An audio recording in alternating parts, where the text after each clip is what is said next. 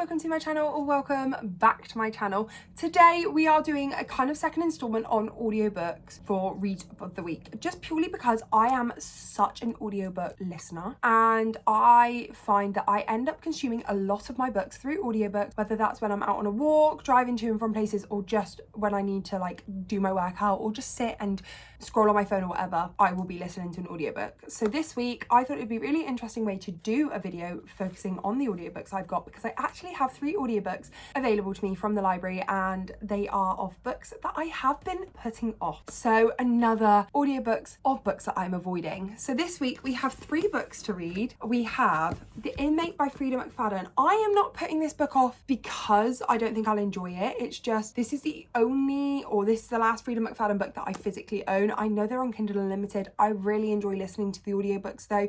They are short, sharp, snappy, really intrigue me, grab my interest, and I tend to just sit down and listen to the audiobook in a day or two, and so I thought this would be a really good one to start off this video to grip me and get me into the audiobook listening vibe, because I have not been listening to any audiobooks recently. So I thought, let's start with the Frida, and we've got The Inmate. I've also been waiting for this audiobook for quite a while to be available to me, so I'm very excited for this one. We also have The 1+1 by Jojo Moyes. This is a romance, and the reason why I am putting this book off is because it's a romance that's a Brit. This romance is over 500 pages long, and I don't know, but there's something about a romance being over 500 pages long that just doesn't sit with me very well. So this is dual POV. We've got an audiobook for it and I am intrigued to get into it. I do love Jojo Moyes' writing. Obviously I've read the Me Before You series before and enjoyed that, so I do like her writing. I'm hoping I'm going to enjoy the audiobook, but another one that I've been putting off purely for the actual size of the romance book and just not wanting to commit to sitting down and reading that. So again,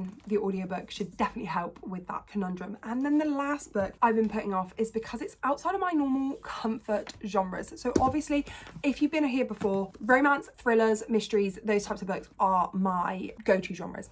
I read so many of them. I love them. They're the ones that I consume the most. However, I do not consume hardly any fantasy at all. And our last book is a fantasy. So again, a lot of the fantasy that I do consume is YA, easily digestible or audiobook fantasy. So I recently have read Our Infinite Fates and I listened to that one on audiobook. I have read the Powerless trilogy plus the novellas, and I physically read them and I loved them. What other fantasies I've read? I'm currently reading the Caraval series, and again I'm physically reading them and have really enjoyed them. I did listen to the audiobook of the second book in the series as well. So fantasy is definitely something that I'm dipping my toes into. I'm more intrigued more recently to get into a bit more fantasy, and this is a fantasy book I've heard so many people talk about, and it is The Invisible Life of Ali LaRue. So many people have spoken about this book, so many people have recommended it and highly talk about this one so highly. I mean, again, another brick. This one is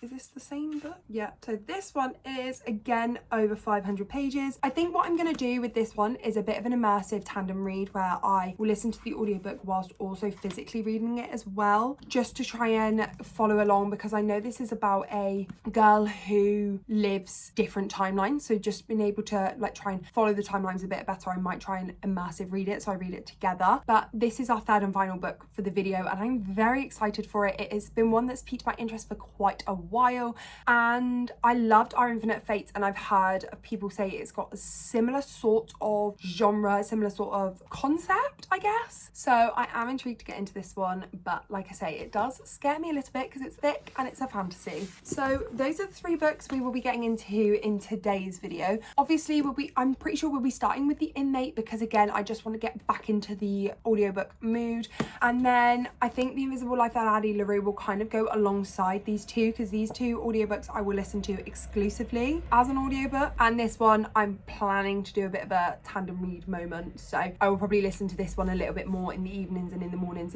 when I've got time to sit with the book. So yeah, I'm gonna head off now and I will check back in when we've got a few more thoughts and updates when I am reading one of these books. I have a few updates for you guys. So I filmed the intro to this video a couple of weeks ago and I have been in a reading slump, which is what we don't want to hear. I have just, lots of things in life have changed around here for a minute, and part of that has just meant that I've not had a lot of time for reading, and also a lot of it is I go out for walks now, not on my own, so I'm not listening to my audiobooks as much as I want to, and I haven't enjoyed that side of it, but I'm also very, very happy with the things that have changed.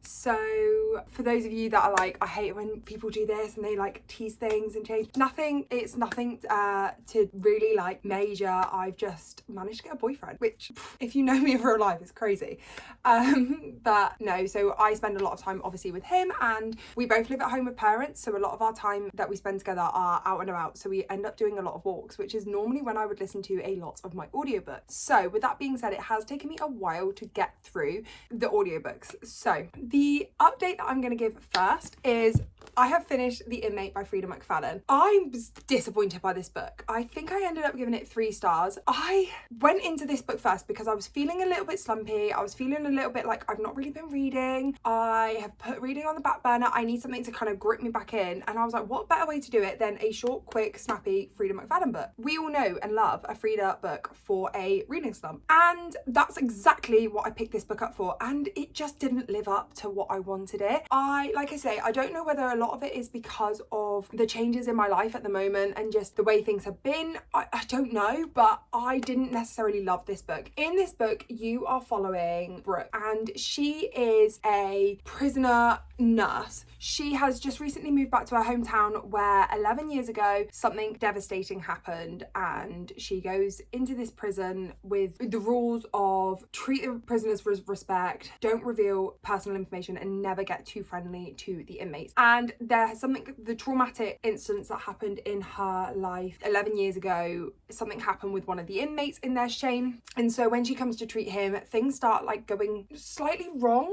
I guess. I don't really know how to explain it, and you're basically unveiling what happened 11 years ago, and you're kind of not sure who to trust, in the sense of there are 2 people still left in Brooke's life. So it's the Shane guy from prison and then Tim. They were all involved with this instance 11 years ago, and they are all now involved in Brooke's life again. And you don't know who to trust. Do you trust Shane? Do you trust Tim? And with only 2 people, I guess the twist at the end just didn't really get me. There was one twist that got me a little bit, that included a third party character, but this is not one of Frida's best works, I would say. I did enjoy the storyline. I mean, I love Frida's writing. It's hard to give this one any less than 3 stars because her writing is just so bingeable, I guess, and I love listening to them as audiobooks. I find that they're great audiobooks. However, it didn't do for me what I wanted it to do for me, and I feel like that's probably why it's a lower rating than what they have been previously. I needed this book to kind of kick me out of the slump, and it just didn't. I wasn't feeling the desire to pick this up. I wasn't feeling the desire to update you guys. I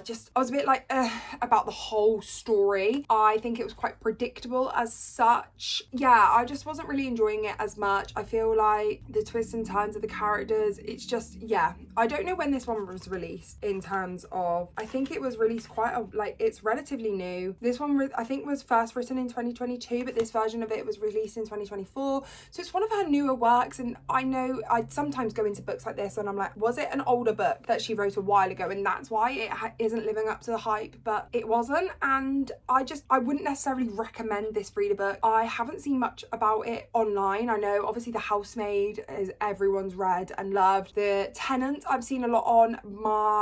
The Boyfriend, I believe. The Crash, there's a few of her newer ones which I've seen lots and lots and lots of people talk about, and this one I haven't seen that much about, and unfortunately I feel for good reason. It's not one of her better works. I wouldn't necessarily recommend this book. If you want to read through her backlist, it is good. It's a good story. It's just not one that I would run back to or go, everyone has to read this. It's such a great Frida book, and it didn't grip me like I wanted it to, and I know her books have the capacity to do that, which is really sad. But with that being said, I've read it. It's 3 stars. It's off my physical TBR, which it has been on there for quite a while, so that's a very good positive, and it's also another one off her backlist that I don't need to read anymore. I am kind of unintentionally going through her backlist. I do just love a Frida book every now and again. Like I say, they are great audiobooks for like walks or for the gym and stuff. So yeah, for those in that sense, I would recommend it, but I wouldn't necessarily recommend this book. I would definitely recommend starting with some of her other books, and then if you get to this one in terms of her backlist, then it is a good read, and her writing as always is beautiful. It just felt like it was missing something. It didn't kind of grip me like the rest of them. And another update I've got for you guys is, I think I'm actually further along than this, but I am about a third of the way through the 1+1 by Jojo Moyes. In this book, you are following Jess, and Jess is a single mum to her daughter with who she had with her ex-husband, and she has also then taken on her ex-husband's son because her ex-husband and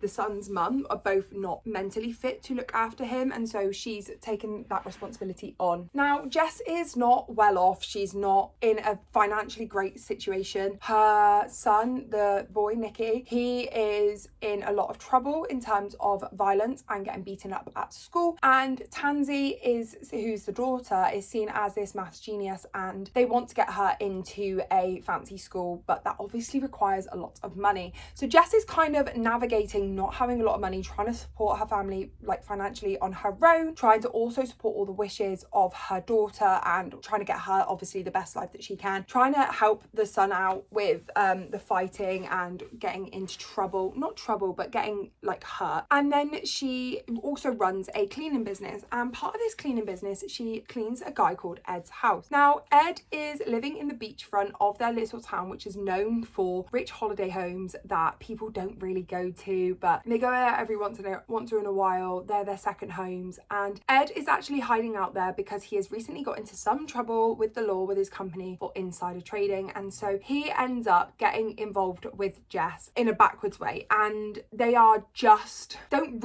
he was a bit rude to Jess the first time he met her when she was cleaning his house, and then he met her again when she was at her second job at the bar, and they have kind of got a bit of a dislike. She doesn't really like him. She thinks he's kind of like posh and stuck up, and he's just a bit indifferent to Jess and just kind of wants to settle the score and just say like, I am a good guy. But they end up going on, like he ends up helping them out of a situation, not by throwing money at them, but by genuinely like just helping them out. And that is the situation where we are at now. They are currently kind of in forced proximity together. They are on a road trip, so it's very interesting. It's kind of throwing all of your romance tropes in there that everyone knows and loves. So like forced proximity, one room, kind of family dynamics, single parent. I am actually really enjoying this one. Like I say, this video is all audiobook, so I am listening to the audiobook, and what I am loving is you get 4 POVs for the chapters. You're getting Nicky the son, Tansy the daughter, Jess obviously the mum, and Ed who is the rich guy, and they all have their own narrator. So when you're listening to it, you can clearly distinctly tell which person's which, because I do sometimes find with dual POV or multiple POVs,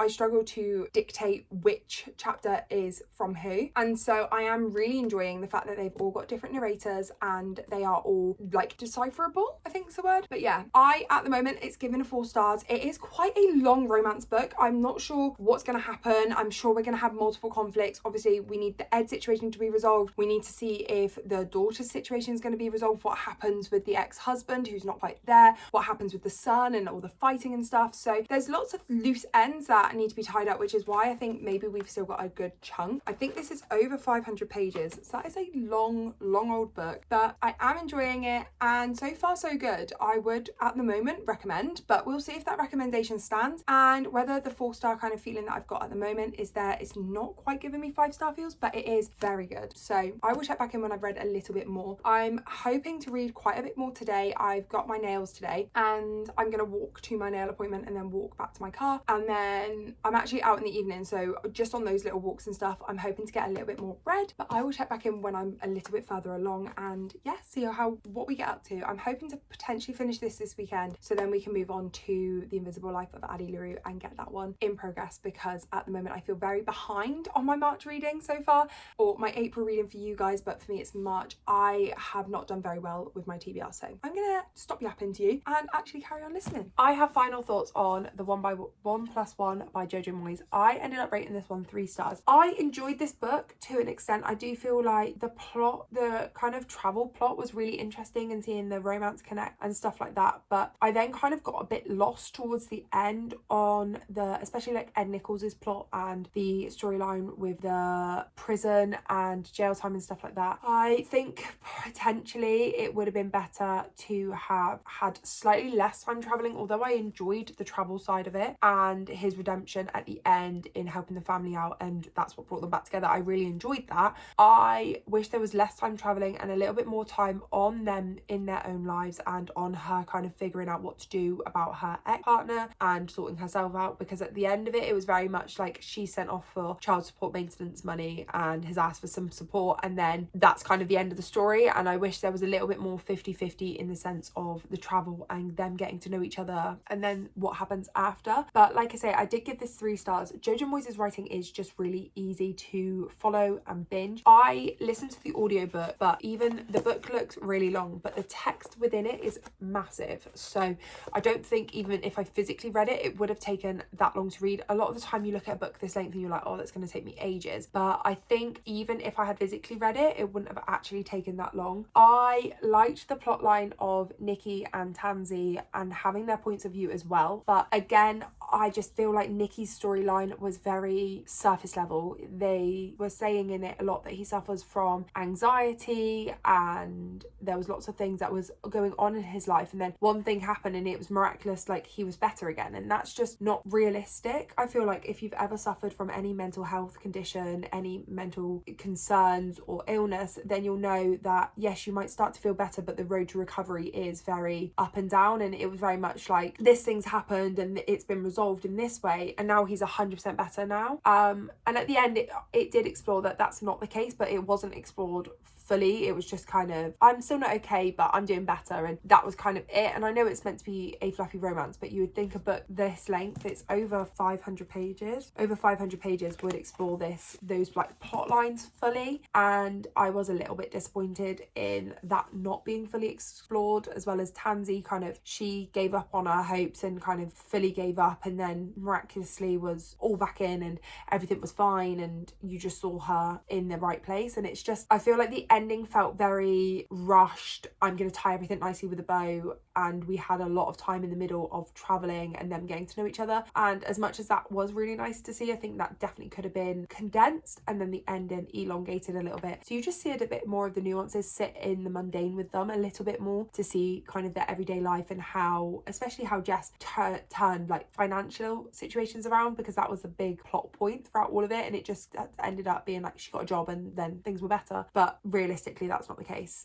However, yeah, I did enjoy it. I wouldn't necessarily, it is not one that I would highly like rush out and recommend to everyone to read. If you like Jojo Moyes' writing, then yeah, I would pick it up. It is a good book, and I wouldn't ever discourage anyone from reading it. If they read the summary and they liked the sound of it, then I would highly recommend it in that sense, but it's not one which I would turn to my friends and go, you have to read this, it was incredible. So yeah, that being said, I will check back in when I've got some further updates on The Invisible Life of Addie LaRue, which I haven't actually started yet, and let you know when I got some thoughts on it. Good morning, guys. I have an update for you. Finally, we are just over halfway through of The Invisible Life of Addie LaRue. Now, this book is not following the storyline that I thought it would. It doesn't like the light, so I'm going to put it down, but this book doesn't follow the storyline that I thought it would. So I thought this book was a lot like Our Infinite Fates, which basically in that one, the main character dies and then is reincarnated as the same soul but a different body. And so I thought it was the same sort of thing like Addie LaRue, and I guess I've heard the synopsis of Addie LaRue so many times, and I should have known that they are not completely different, but basically Addie LaRue, she doesn't die, she's immortal, and with that she lives through life, but the one condition of the immortality is that no one will ever remember her. So she goes through life and she'll meet people, she'll form a connection with someone one night, they'll wake up the next morning and forget who she is. She will meet people, as soon as they leave the room they forget who she is. So that makes like dinner parties and stuff like that really difficult, because at one point she then does end up meeting someone who can remember her, and she's trying to work out how that happens. And then I'm at that point in the book now where she's just met that character, and you're seeing a bit of his backstory and how like he remembers her and like what she sees of that, because obviously she's gone through 300 odd years never being remembered. So a lot of her life she's got through with stealing and breaking in and stuff like that. So when she knows like people she's formed a connection with before are out of town, she'll go and use their apartments to sleep in. She'll steal things because as soon as the person turns away, they forget who she is. So that's kind of how she meets this character, and it's one of her like vigilante type that she ends up meeting him. So